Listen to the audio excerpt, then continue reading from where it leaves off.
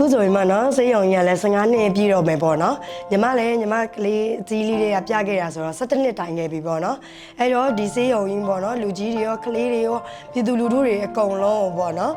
ဟိုဒီထက်မကဝန်ဆောင်မှုတွေကောင်းအောင်ပေးနိုင်ပြီးတော့အတွန်းရှည်ပြီးတော့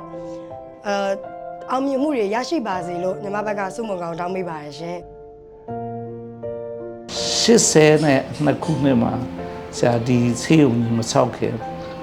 အောက်မှာဆရာတို့နေတဲ့တထအိမ်လေးရှိတယ်အဲ့မှာဘေးမှာကားကူတော်ရှိတယ်အဲ့မှာဆရာဦးစောဝင်းနဲ့ဆရာတို့ပြင်ပလူနာစကြည့်တယ်နောက်အပေါ်လမ်းပေါ်မှာဆေးကန်းဖွင့်တယ်ပေါ့နော်ပါရမီဆေးရုံတွေဆူတောင်းတော့ဆရာတို့လက်ထက်မှာမပြီးခဲ့တဲ့လုပ်ငန်းတွေကို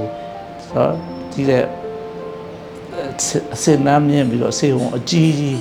နဲ့လုပ်နိုင်တဲ့အခြေအနေဖြစ်အောင်ဆက်လုပ်ဖို့အစင်နာမိတဲ့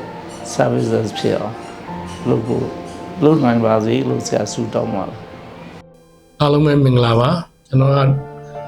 ကလေးတူဆရာဝန်ကြီးဗမုခဦးစောဝင်းဖြစ်ပါတယ်ကျွန်တော်တို့ဆေးရုံအနေနဲ့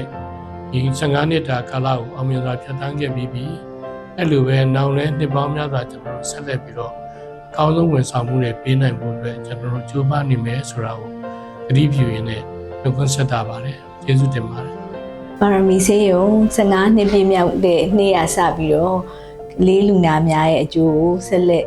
ပြီးတော့စားတဲ့တပိုးတိုးပြီးတော့ဆောင်ရွက်ပေးနိုင်ပါစေပြုစုဆောင်ရှောက်ကုသမှုတွေပေးနိုင်ပါစေစားတဲ့တပိုးတိုးပြီးတော့လည်းအောင်မြင်တဲ့ဆေးရုံကြီးဖြစ်ပါစေကျမပေါမောက္ခဒေါက်တာတင်မိုးဖြူပါကျမကလေးထုကုဆရာဝန်ကြီးလည်းဖြစ်ပါတယ်ရှင်ပါရမီဆေးရုံကအခု15နှစ်တိုင် anniversary ဖြစ်နေပြီလို့သိရပါတယ်ကျမပါရမီဆေးရုံမှာတာဝန်ထမ်းဆောင်တာလည်း15နှစ်ရှိနေပါပြီအဲ့တော့ကျမတို့အားလုံးဟာပေါမောက္ခဆရာကြီးဦးသိန်းအောင်ရဲ့ငယ်စဉ်ကတည်းကပညာသင်ကြားမှုကိုခံယူရင်းနဲ့ယခုချိန်ထိဆရာကြီးရဲ့လမ်းညွှန်မှုအောက်မှာကလေးလူနာတွေကိုအစဉ်ပြေအောင်မြင်စွာကြည့်ရှုပေးပါတယ်။ပါရမီဆေးရုံကြီးတိုးတက်အောင်မြင်အောင်လည်းတစ်ဖက်တစ်လမ်းကနေကျမတို့ကူညီဆောင်ရွက်ပေးနေပါတယ်။ရှေ့လျှောက်ပြီးလေပါရမီဆေးရုံနဲ့အတူကျမတို့တာဝန်ထမ်းဆောင်သွားမှာမလွဲဧကံပါပဲ။အဲ့ဒီအပြင်ကျမဆုတောင်းပေးချင်တာတော့ကျမတို့ဆရာဝန်တွေအတွက်ကောကလေးလူနာအတွက်ကောပါရမီဆေးရုံအားမရှိမဖြစ်လိုအပ်ပြီးတော့ယခုထက်ကိုပုံမူတိုးတက်အောင်မြင်သောပါရမီဆေးရုံကြီးဖြစ်လာပါစေလို့ဆုတောင်းပေးပါရရှင်ပါရမီကလေးဆေးရုံကြီး15နှစ်တိုင်အောင်ကလေးလူနာများအပြင်လူကြီးလူနာများကိုပါစောင့်ရှောက်ပေးခဲ့ပါတယ်လွန်တဲ့ဂုဏ်ကြီးစရာကောင်းပါတယ်15နှစ်မှာစပြီးတော့နောက်နှစ်ပေါင်းများစွာတိုင်ဆက်လက်ပြီးတဲ့အခါကျတော့အတွန်းရှိပါစေကြောင်းဆုမွန်ကောင်းတောင်းလိုက်ပါတယ်အားလုံးပဲမင်္ဂလာပါကျွန်တော်ကတော့ဒေါက်တာအောင်ခင်သိန်းဖြစ်ပါတယ်ပါရမီဆေးရုံကြီးကလေးကုသရေးဌာနမှာအတိုင်ပင်ခံကလေးထုကုဆရာဝန်ကြီးအဖြစ်တာဝန်ထမ်းဆောင်ရရှိပါတယ်ကျွန်တော်အားဆိုလို့ရှိရင်2019ကလေးကနေပြီးတော့ဒီတာဝန်ကိုဆရာကြီးဦးစောဝင်းဦးဆောင်တဲ့ကလေးကျန်းမာကုသရေးဌာနမှာတာဝန်ထမ်းဆောင်နေတာဖြစ်ပါတယ်ဒီနေ့ပါရမီရဲ့15နှစ်မြောက်เนาะဒီ15နှစ်ပြည့်တဲ့အထိမ်းအမှတ်နေ့လေးမှာဒီလိုစကားပြောခွင့်ရတဲ့အတွက်အထူးကျေးဇူးတင်ရှိပါတယ်ပါရမီဆေးရုံအားဆိုလို့ရှိရင်ဒီရန်ကုန်မြို့မှာရှိတဲ့ကလေးမိဖတွေတာမကမြန်မာတနိုင်ငံလုံးမှာရှိတဲ့ကလေးမိဖတွေရဲ့ကျန်းမာရေးနဲ့ပတ်သက်လို့ရှိရင်အင်မတန်မှအားကိုးအားထားပြုရတဲ့ဆေးရုံအဖြစ်နာမည်ကြီးပါတယ်ယခုလိုပဲ15နှစ်တိုင်ဒီမြန်မာနိုင်ငံရဲ့ကလေးကျန်းမာရေးနဲ့ပတ်သက်ပြီးတော့ထိပ်တန်းဆေးရုံကြီးအဖြစ်ရပ်တည်နိုင်တဲ့အတွက်congratulation အနေနဲ့ပြောလိုပါတယ်နောက်ပြီးတော့နောက်နှစ်ပေါင်းများစွာလေယခုထက်ပိုပြီးတော့ကလေးတွေရဲ့ကျန်းမာရေးလူကြီးတွေရဲ့ကျန်းမာရေးတွေကိုဒီထက်ပိုပြီးတော့အောင်မြင်နဲ့စောင့်ရှောက်ပေးနိုင်တဲ့ဆေးရုံကြီးအဖြစ်ရပ်တည်နိုင်ပါစေလို့ကျွန်တော်ဆုမွန်ကောင်းတောင်းပေးလိုက်ပါတယ်ကျေးဇူးတင်ပါတယ်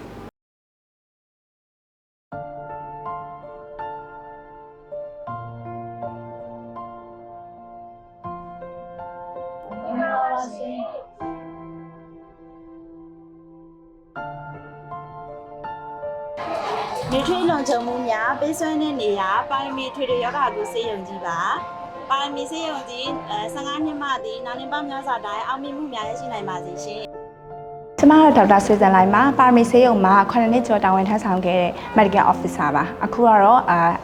HTU မှာတာဝန်ထမ်းဆောင်နေရဖြစ်ပါတယ်ပါရမီဆေးရုံကအခု15နှစ်ပြည့်သွားပြီပေါ့နော်ပါရမီဆေးရုံဟာ one of the leading children hospital in Myanmar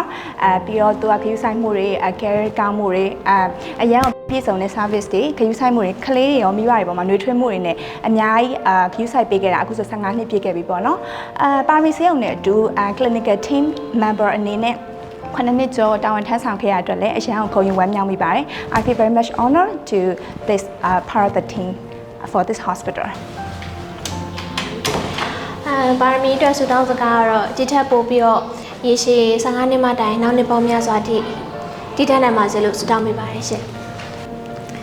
โอเคပါကျမကတော့ပါရမီဆေးရုံမှာတာဝန်ထမ်းဆောင်နေရအခုတော့9နှစ်ခွဲကျော်ကြာပါပြီခုလိုမျိုး15နှစ်ပြည့်မှာဒီလိုမျိုးကျေးဇူးတင်စကားပြောရတာကိုကျေးဇူးတင်ပါတယ်ပါရမီဆေးရုံဤဒီတက်ပို့ပြီးတော့အောင်မြင်ပြီးတော့ဒူနာတွေအပေါ်မှာစေတနာမေတ္တာနဲ့ဝန်ဆောင်မှုပေးပြီးဒီတက်ပို့ပြီးအောင်မြင်ပါစေလို့ဆုတောင်းပေးပါတယ်ရှင်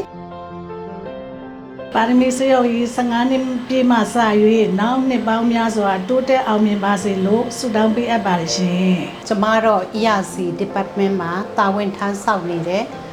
Sister တော့ကြောင်ခန့်လွန်ဖြစ်ပါတယ်။ကျမဒီစီယုံမှာစဖွင့်ကြရဒီ15နှစ်တိုင်အောင်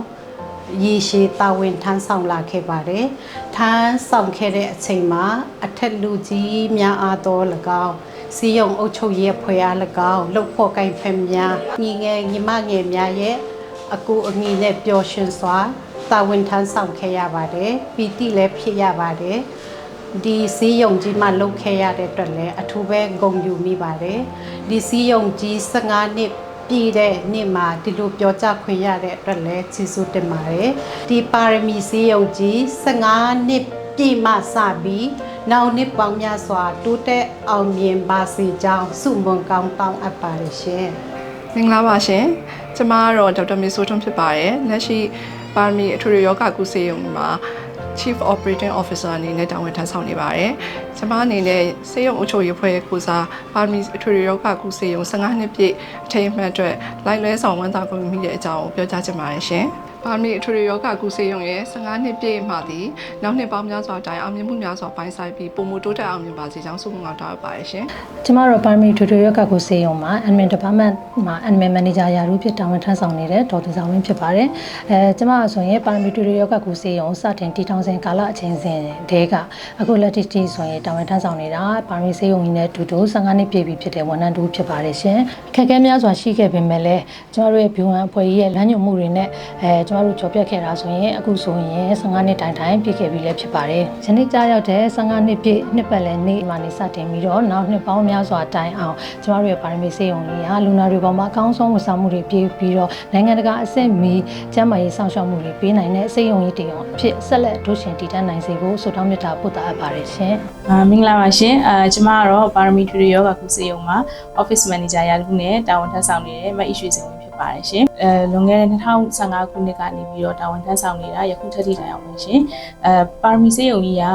လူနာများသာမကဝန်ထမ်းများကိုပါနှွေးထွေးလုံခြုံမှုပေးတဲ့နေရာဖြစ်ပါတယ်အကောင်းဆုံးဝန်ဆောင်မှုလည်းပေးနေတဲ့ဆေးရုံကြီးဖြစ်ပါတယ်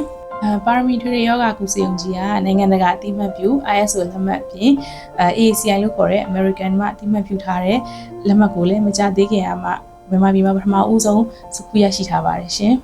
ဒီလိုနိုင်ငံတကာအသိအမှတ်ပြုလက်မှတ်များရရှိအောင်အတွက်လည်းဆေးရုံရဲ့အုပ်ချုပ်မှုအဖွဲ့ဝင်များဝန်ထမ်းများအားလုံးဆက်ဆွမ်းတမန်ကြိုးပမ်းအားထုတ်ခဲ့တဲ့အတွက်အောင်မြင်မှုကြီးကိုစကူရရှိခဲ့တဲ့အတွက်လည်းကျမအနေနဲ့ဝမ်းမြောက်ဝမ်းသာမိပါတယ်ပါရမီထွေထွေယောဂကုဆေးရုံကြီး15နှစ်ပြည့် anniversary မှာစ၍နောက်နှစ်ပေါင်းများစွာတိုင်လူနာများအားအကောင်းဆုံးသောဝန်ဆောင်မှုပေးနေတဲ့ဆေးရုံကြီးတစ်ရုံဖြစ်ပါစေကြောင်းဆုမွန်ကောင်းတောင်းပါတယ်ရှင်။မင်္ဂလာပါရှင်။ကျမနာမည်ကတော့မပပဟန်ဖြစ်ပါတယ်။ကျမဟာ Customer Service ဌာနမှာတာဝန်ထမ်းဆောင်နေတဲ့ဝန်ထမ်းတစ်ဦးဖြစ်ပါတယ်ရှင်။ကျမပါရမီဆေးရုံမှာအလုပ်လုပ်ကိုင်ခဲ့ရတာ17နှစ်ရှိပါပြီရှင်။17နှစ်ကာလတာအတွင်းမှာအထက်လူကြီးများနဲ့ဒီလုပ်ဖော်ကိုင်ဘက်တွေနဲ့လည်းပျော်ရွှင်ချစ်ချစ်ခင်ခင်လုပ်ကိုင်ခဲ့ရပါတယ်ရှင်။ယခု15နှစ်မှသည်နောက်နှစ်ပေါင်းများစွာပါရမီဆေးရုံကြီးအောင်မြင်ပါစေရှင်။ မင်္ဂလာပါရှင်ကျမကတော့ပါရမီဆေးရုံမှာတာဝန်ထမ်းဆောင်နေတဲ့ housekeeping ဌာန supervisor မအေးစန်းဖြစ်ပါတယ်ရှင်ကျမက2010မှာစပြီးတော့အခုချိန်ကမှာ15မိနစ်ကာလကြာမြင့်ခဲ့ပါတယ်5နှစ်မှစပြီးတော့တိုးတက်အောင်မြင်တဲ့ပါရမီဆေးရုံကြီးဖြစ်ပါစေလို့ဆုတောင်းပေးပါတယ်ရှင်